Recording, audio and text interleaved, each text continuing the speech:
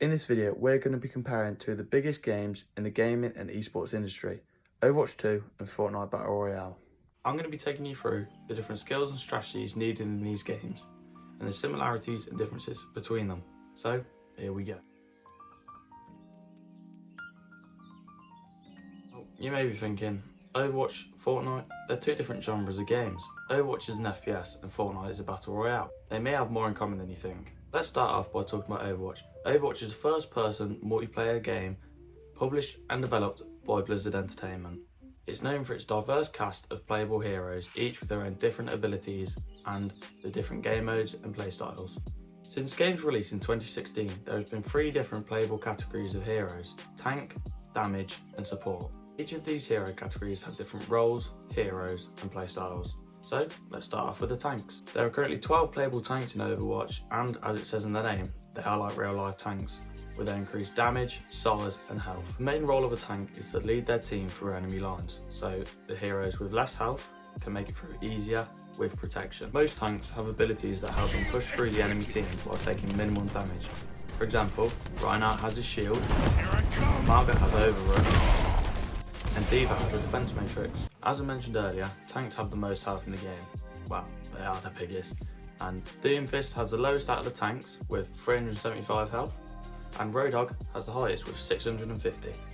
Each tank is very unique and should be picked wisely based on who your teammates are playing, the game mode you're playing, and the objective of the game. Moving on to the damage role, or as it's more commonly known as, DPS. There are currently 18 playable DPS characters in the game, with a new one just been released known as Venture, a gender-neutral hero to increase diversity in the game. The main job of the DPS players is to back up the tank, as they do a lot of damage. I mean, it says in the name. This makes it easy for the tanks to push and provides protection for the supports. DPS don't have that much health, with the health ranging mostly around 200 to 250 health points. This means they can't take that much damage. That's why they're advised to take cover behind their tanks, or a wall, or something bulletproof. There are a large variety of DPS heroes in the game, with some being short range, like Venture, some medium range, like Soldier 76, Engage this enemy. and some long range, like Widowmaker. It's always good for the DPS heroes on your team to select one hero who's good at long to medium range, and the other who's good at short to medium range. This provides a good range of fire in the team. Now we move on to the support role. There are currently 10 playable support heroes in the game. Their main job is to heal the team, but that's not their only job. As said in the name, just like all the other roles, they are there to support the team, otherwise they would be called healers. Some of the support heroes have some very good abilities that can be very effective if used at the right time. For example, a sleep dart. When an enemy is hit with a sleep dart, they are unable to move or do anything for the next 5 seconds. This can be very useful to shut down the enemy team's ultimate abilities and stop players moving in and advancing on the point. Another support hero whose ability can be very useful to the team when they're low is Baptiste and his immortality field. While Baptiste's teammates are in his immortality field, they are unable to die until the immortality field is either destroyed or is timed out. There are some support heroes whose main job is really to heal, and that one of those is Mercy. Even though she can increase damage with a blue beam, mainly she's there to heal the team. A massive part of Overwatch is game knowledge, and this is usually used when picking your hero. This can be based on map, objective, or who your teammates are playing. You may then want to switch who you're playing based on the enemy team. This is called counterpicking. For example, if the enemy team had a Zarya and I was playing Genji, then that would leave me with not much hope. If I was playing DPS and they had a Zarya, a good counterpick for this would be someone like Pharah or Echo, because Zarya is a short range tank and Pharah can fly, so can Echo, and they are quite long range. This means you can avoid Zarya's short beam, so you can't take damage from her as easy.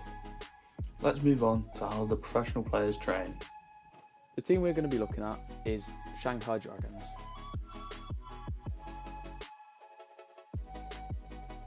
Some people are asking, is this how they train? Do they not train enough, or are they just not good enough?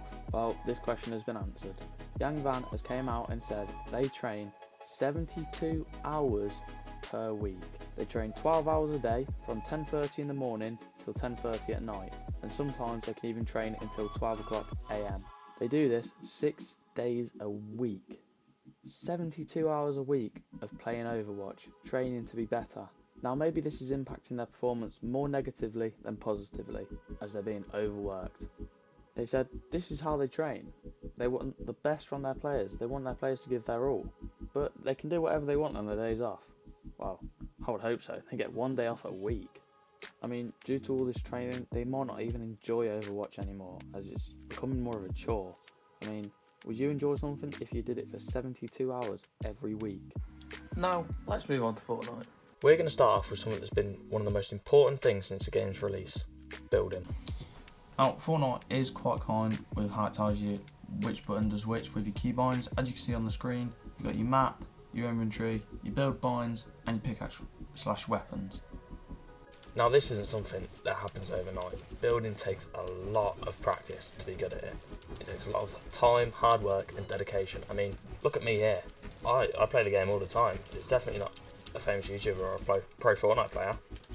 In Fortnite, building is a core mechanic that involves placing structures such as walls, floors, ramps, and cones. These can all be used in different ways. In order to place these structures, you need to find materials which can be found all around the map. Wood can be found from things like trees. Brick can be found from things like walls and rocks.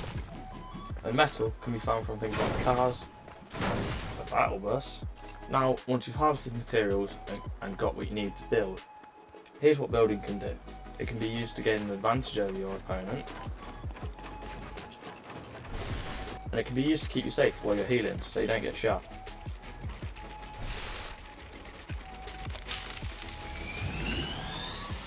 Another thing you can do in Fortnite with building is you can edit it.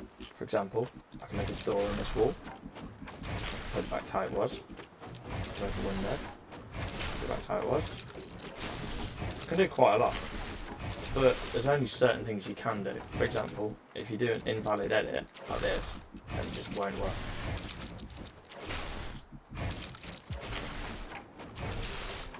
It's not just walls that you can edit in Fortnite. You can edit the floors, stairs, or the cones. Something editing is useful for is getting peeks on opponents where they can't see you, but you can see them. For example. Now, that's enough about building. Let's move on to the weapons. There are 7 different weapon variants in Fortnite, with the best being Mythic, Exotic, Legendary, Epic, Rare, Uncommon, and Common. There are 6 different types of weapons in the game. They include assault rifles, shotguns, submachine guns, pistols, snipers, and explosives. Assault rifles are used for medium to long range.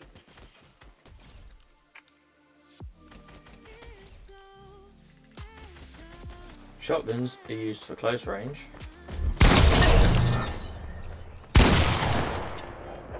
The further away you go from your opponent, the less damage you do. The submachine guns are used for short to medium range and are used as a shotgun support.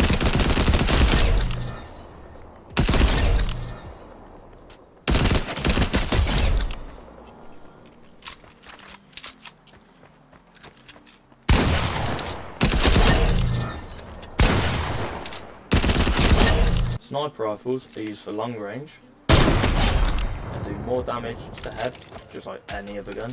And most snipers in the game, one shot to the head. Pistols are used for short to medium range as well, and now recently are being used more as a shotgun support, just like an SMG.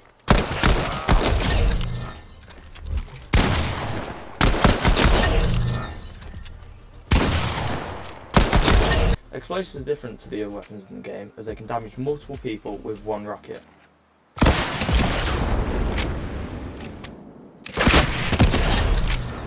It also does increased damage to structures. Now let's move on to the healing items in the game. We'll start off with the shields. There are different types of shields in the game, and you can only have a maximum of 100, but if you're playing zero build, you can have 50 overshield, which comes naturally. Some shield only give yourself shield, whereas others actually give your teammate shield as well as yourself, like a chug splash. With heals, it's pretty much the same thing. This heals your white health, so not your shield, and there are things that can give you shield, and things that can give your teammate shield as well, like a med mist. If I would like to heal my teammates with med mist, I would right click. If I want to heal myself with med mist, I'd use left click. Let's move on to in-game scenarios. Let's jump into a game then. Right, so spawn on Spawn Island, and now we are in the battle bus over the map. Here is the map, like different named locations, and we're going to go Reckless Railways. The places that are highlighted in gold, so Pleasant Piazza and Snooty Steps in this case, they will have drones that you can get loot from, but all the other places mainly just chests and ammo boxes. But there is vaults as well. I'll just drop down.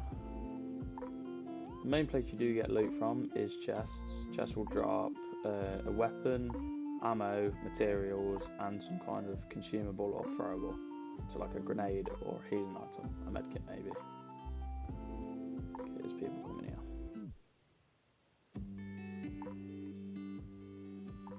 Oh, I can hear a chest. Let's get that, there it is.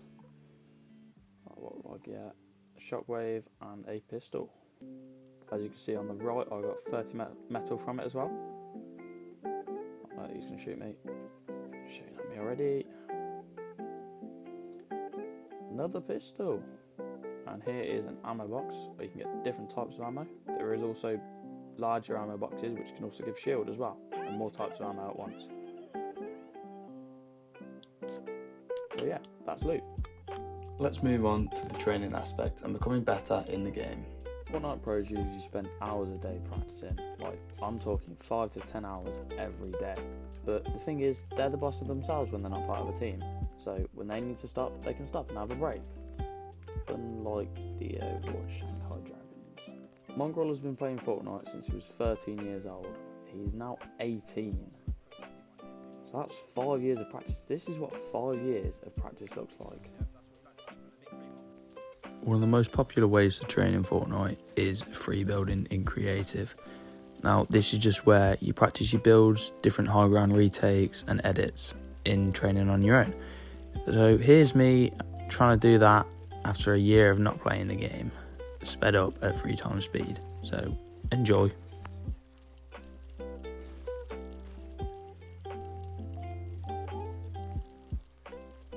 One of the main ways to practice in Fortnite is creative, and there are so many different things you can do, but as shown on screen, this is box fights. It simulates endgame situations with close fights and a lot of builds. Another popular creative game mode in Fortnite is Zone Wars. This is realistic based gameplay where you can play with friends or random people. Everyone has to fight to be the last one alive, just like in endgame, like box fights, but it's more realistic, with maps having buildings and some even being in the Fortnite map currently. Training in Fortnite isn't always that serious. You can have some fun with it too.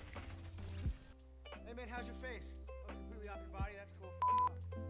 Let's talk about some of the similarities and differences in Overwatch and Fortnite. Let's start with the similarities in these games. In both games, you can block bullets with things. Fortnite, you've got building. You can build a wall, a ramp, a floor, or a cone. And in Overwatch, there are different ways, with different heroes having different abilities. I'd say Overwatch is more complex here, because in Fortnite it's just building, every player in the game can do that. But in Overwatch, it's different heroes can do different things. Another similarity is practice. Both games take a lot of practice to become good at it. They both require a lot of game knowledge and mechanical work. Pro players in both games spent hours on end practicing these games to become top flight, and it paid off for them. I mean, we've got Mongrel, who trains 5 to 10 hours a day, and we've got the Shanghai Dragons, who train 72 hours a week. Both games have private modes where you can practice on your own, and there's also public modes that you can practice with others without it being competitive. Another similarity I thought I'd slip in here is expressing yourself in-game. Both games, you can emote, you can dance, you can show off your moves, and it's just a way to make the game more friendly. Now, moving on to the differences. One of the main differences between these games is the genre of game. Overwatch is an FPS, a first-person shooter, and Fortnite is a battle royale. Overwatch is more team-based and objective-based gameplay, whereas Fortnite, it's last one standing wins really. Although in Overwatch, in competitive game modes, you can't play solo, but in Fortnite you can play solos, duos, trios and squads. Another difference between these games is maps. Fortnite has one map per season and it's the same in every game, whereas Overwatch you can have different game modes and each one has different maps. For example, Control you can play Ilios, but on a score you can't play Ilios because it's based around that game mode. Speaking of game modes, in Fortnite the only competitive game mode is Battle Royale and the basic one, but there is LTMs like as shown on screen, like the floor is lava, but it's not competitive. In Overwatch there's different game modes. There's Assault, Escort, Control, Hybrid, Push and the newest one, Flashpoint. These game modes can all be played competitively, unlike Fortnite. Now, these games both have their similarities and differences, their positives, their negatives, but at the end of the day, they're both top flight games, and both in the gaming industry and the esports industry. Even though both games have been around for quite a while now, they're still growing in both the gaming industry and the esports industry, which is a positive for both games, as they keep having new content and involving new players. In both of these games, there's something for everyone, which is what makes them great. I'd like to say a big thank you for staying to the end of the video. I hope you enjoyed watching and make sure you follow the socials. See you next time.